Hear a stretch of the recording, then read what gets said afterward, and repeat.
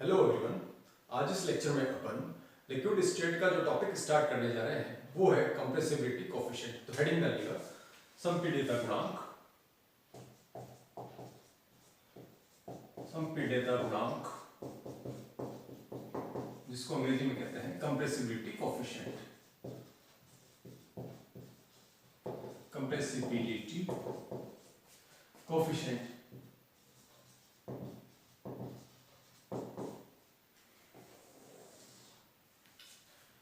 Gases का जो compressibility coefficient होता है वो काफी ज्यादा होता है और लिक्विड्स और सॉलिड्स का कंप्रेसिबिलिटी कोएफिशिएंट नेग्लिजिबल होता है। कंप्रेसिबिलिटी कोएफिशिएंट किसी भी सब्सटेंस की कंप्रेस होने की जो टेंडेंसी है उसको एक्सप्रेस करता है। तो आइए इसको स्टार्ट करते हैं।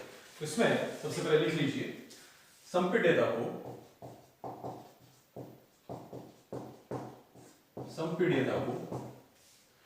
संपीड्यता गुणांक के रूप में व्यक्त किया जाता है को संपीड्यता गुणांक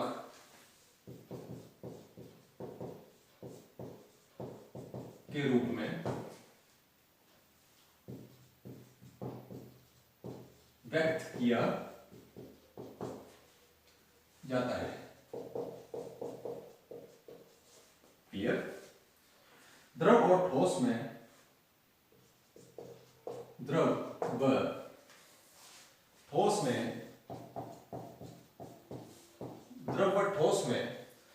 संपीड्यता नगण्य होती है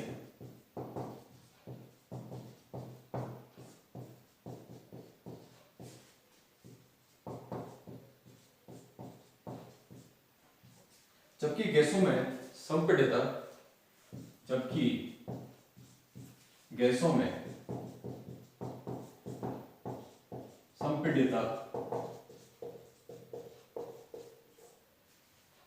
अत्यधिक होती है।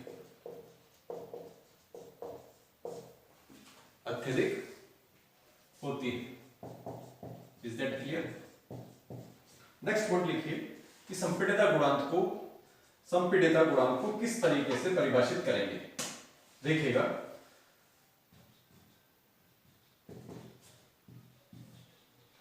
संपीड्यता गुणांक, देखिए एक निश्चित ताप पर, परिभाषा देखिए इसकी, एक, ध्यान से समझिएगा, एक निश्चित ताप पर दाब में इकाई वृद्धि से, एक निश्चित ताप पर दाब में इकाई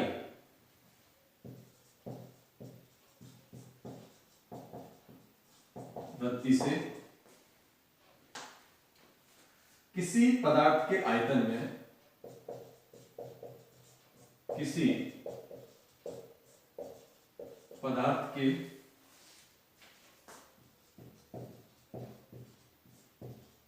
आयतन में हुई कमी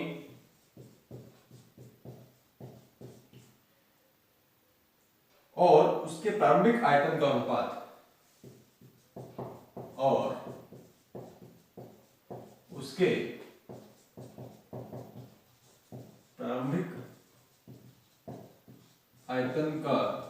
अनुपात that is ratio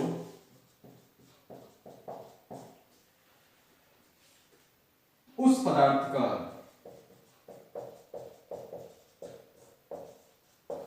compressibility coefficient, संपीड्यता गुणांक,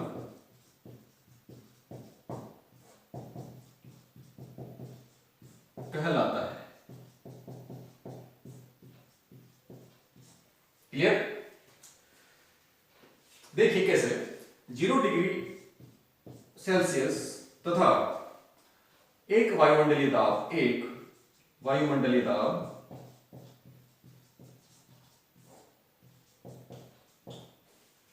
पर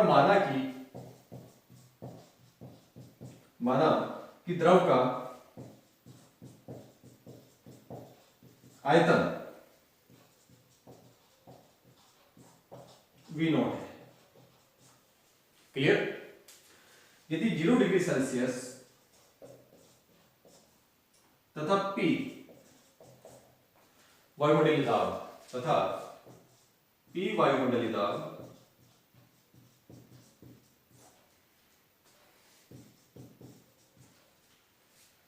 पर द्रव का आयतन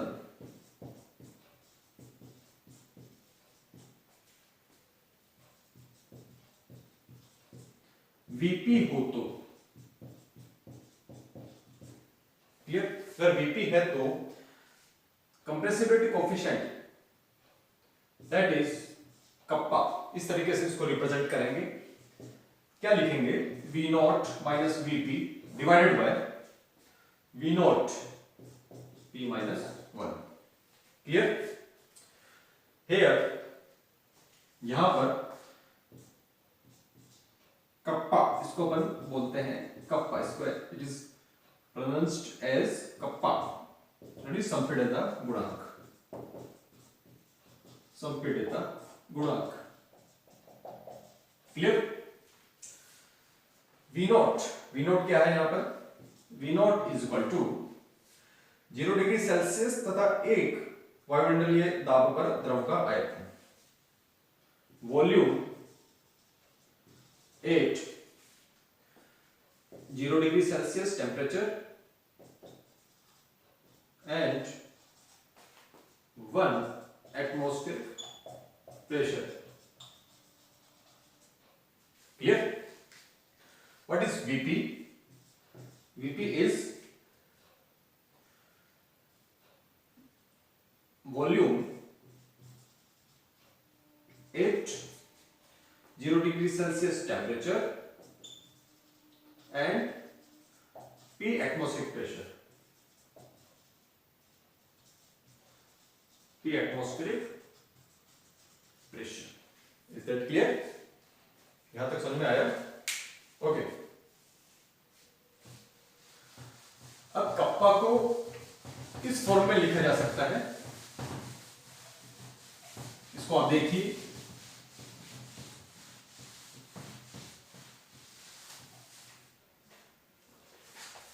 जो कप्पा है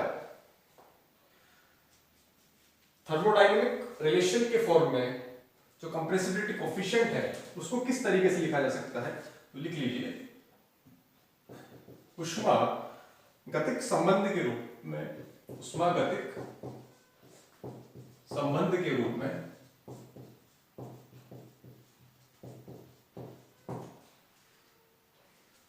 compressibility coefficient that is kappa को निम्न प्रकार से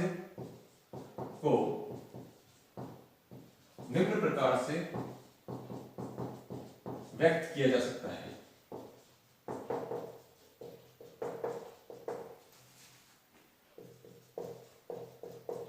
देखिए किस तरीके से कर सकते हैं। Kappa is equal to -1/v del v divide by del p eight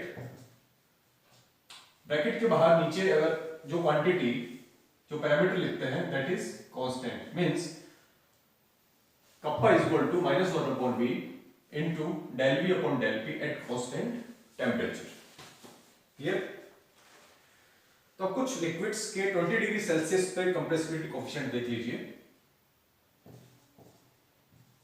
कुछ द्रवों के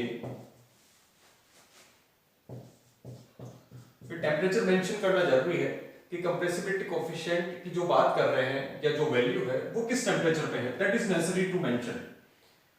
पर संपीड़ितता गुणांक। क्लियर। तो टेबल बना लीजिए। एक तरफ लिखेंगे अपन लिक्विड, लिक्विड्स में सबसे पहले लेते हैं अपन बेंजीन, फिर जल, फिर लेते हैं अपन एसीटोन, फिर लेते हैं अपन एथेनॉल। क्लियर। फिर लेते हैं मेथनॉल, फिर लेते हैं अपन कार्बन टेट्राक्लोराइड, फिर लेते हैं अपन मरकरी। क्लियर। तो ये कुछ एग्जांपल्स हैं लिक्विड्स के जिनकी कंप्रेसिबिलिटी कोफिशिएंट आपको बताया जा रहा है।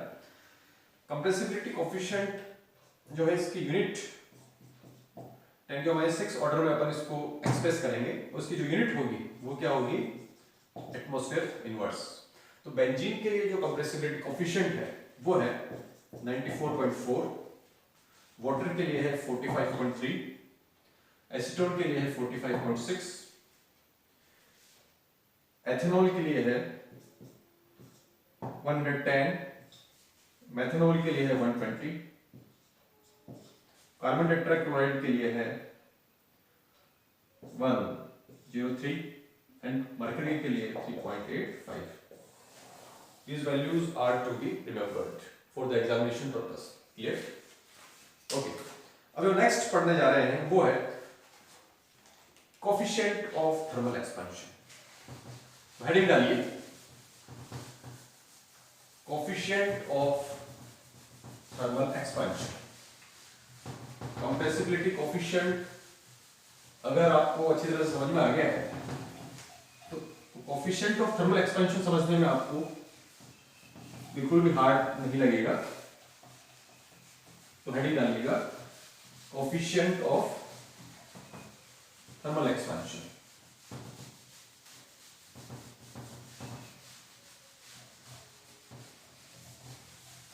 हेडिंग डालिए coefficient of thermal expansion. Second जो पढ़ेंगे हम इसको हिंदी में कहते हैं तापीय प्रसार गुणांक। तापीय प्रसार गुणांक या coefficient of thermal expansion. Coefficient of thermal expansion.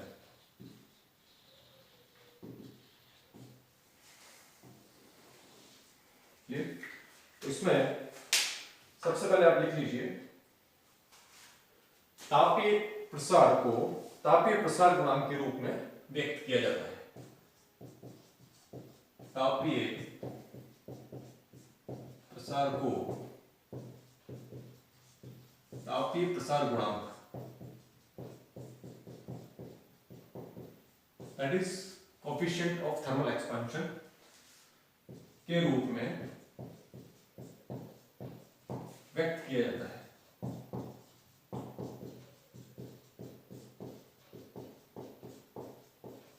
Clear? Okay. द्रव और ठोस में तापीय प्रसार नगण्य होता है। द्रव एवं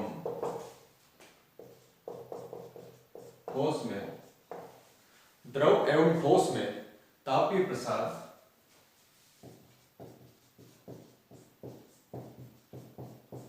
नगण्य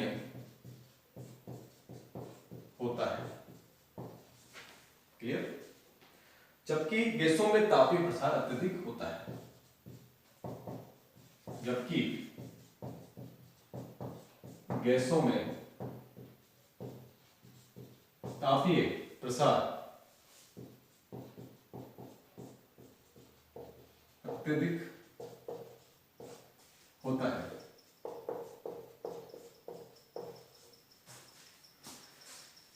अब तापीय प्रसार गुणांक या कोफिशिएंट ऑफ थर्मल एक्सपेंशन की परिभाषा क्या है वो लिख लीजिए। तापीय प्रसार गुणांक एक निश्चित दाब पर कंप्रेसिबिलिटी कोफिशिएंट में अपने क्या कांस्टेंट रखा था, टेम्परेचर। यहां क्या कांस्टेंट रख रहे हैं, दाब पर टेम्परेचर एक निश्चित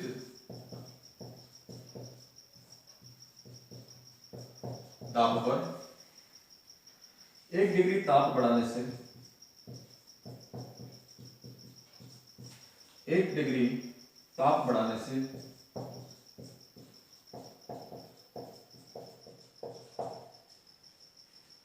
द्रव के आयतन में हुई वृद्धि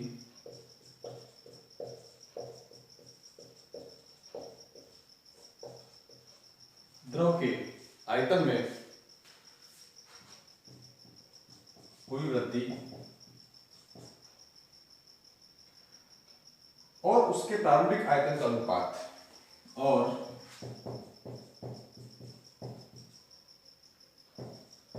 उसके प्रारंभिक आयतन का अनुपात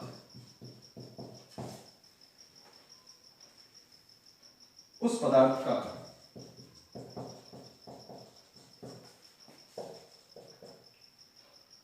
कोफिशिएंट ऑफ थर्मल एक्सपेंशन कहलाता है।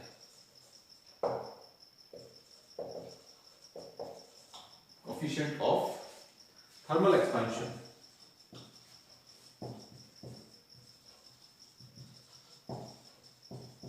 कहलाता।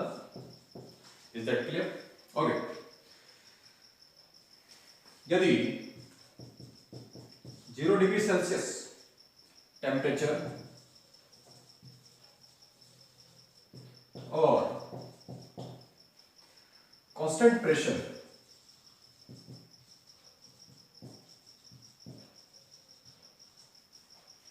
पर वॉल्यूम V0 है, क्या है? V0 तथा T डिग्री सेल्सियस टेम्परेचर पर वॉल्यूम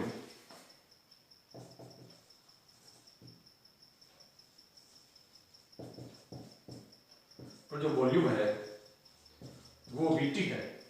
ये तो वो तो coefficient of thermal expansion alpha इससे रिप्रेजेंट करेंगे, वो क्या होगा? 1 upon T VT minus V0 divided by V0। Clear? ये आपको ध्यान रखना है इस रिलेशन को। और अगर थर्मोडायनेमिक फॉर्म में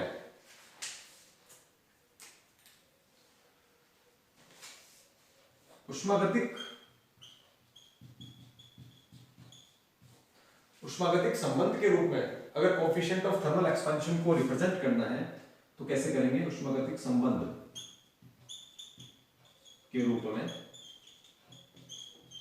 कैसे करेंगे? देखिएगा, alpha is equal to 1 upon V del V upon del T at constant pressure. क्या प्रेशर, क्या कांस्टेंट रखा गया है? निश्चित दाब। कंप्रेसिबिलिटी कोफिशिएंट में क्या कांस्टेंट रखा था? Constant pressure, constant temperature. Is that clear? ये डिफरेंस आपको ध्यान रखना है। अब कुछ जो लिक्विड्स ले लेते हैं और उसका आपको कोफिशिएंट ऑफ थर्मल एक्सपेंशन पता होना चाहिए। तो वापस टेबल बना लीजिए। लिक्विड अल्फा 10⁻⁴ ऑर्डर में इसको अपन रिप्रेजेंट करेंगे, उसकी यूनिट होगी के इनवर्स। लिक्विड सीख लीजिए, benzene C6H6, clear? Ethanol, carbon tetrachloride, methanol, water, clear? Benzene इसका हो जाएगा 12.4, ethanol 11.2, carbon tetrachloride 12.4, methanol 12, and water that is 2.07. Clear?